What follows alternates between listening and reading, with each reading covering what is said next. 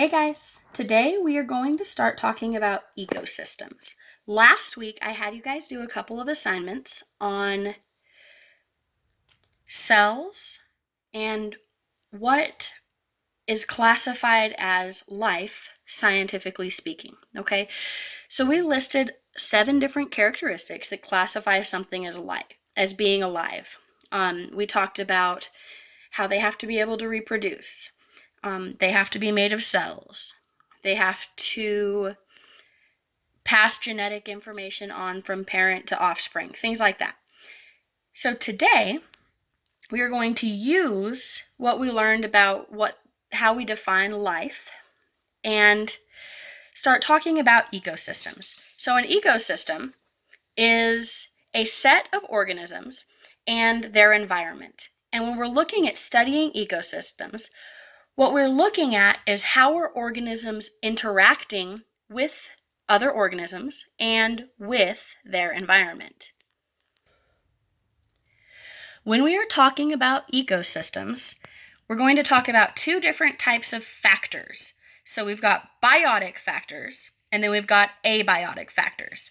You guys probably remember that the root word bio means life. So biotic factors are the living factors, and the prefix a means without. So abiotic factors are factors that are without life.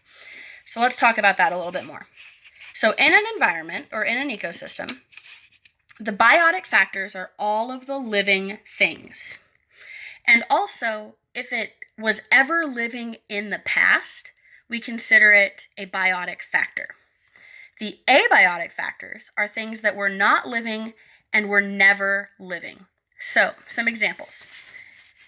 Biotic factors, those are your plants, animals, fungi, bacteria, anything that's alive or ever was alive.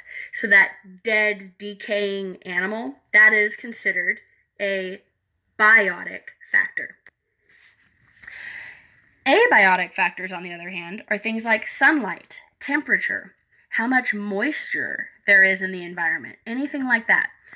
The rain is not living and was never living, but the amount of rain an ecosystem receives is very important for the types of plants and animals that can do well there.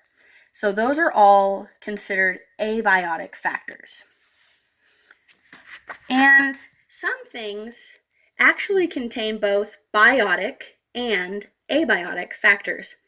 So if you think about dirt, inside dirt there's sand, and that is definitely abiotic. Those little rock particles are not living and were never living. But within the dirt, there's also little tiny pieces of decaying matter that are biotic because they were once living. Okay? Same with the ocean. If I say, quote, the ocean, in the ocean, there's fish, definitely biotic. Those are alive, right? There's algae, there's seaweed, there's tons of things in the ocean that are definitely living, but the water is not living and never was, right? Any oxygen or gases that are dissolved in the water are not living. So things like that. So today's assignment is going to ask you to define biotic and abiotic. It's also going to ask you to sort different things as either biotic or abiotic. As you're going through that sorting, pay attention to what you remember about how we are defining life when you're trying to decide if something is biotic or abiotic.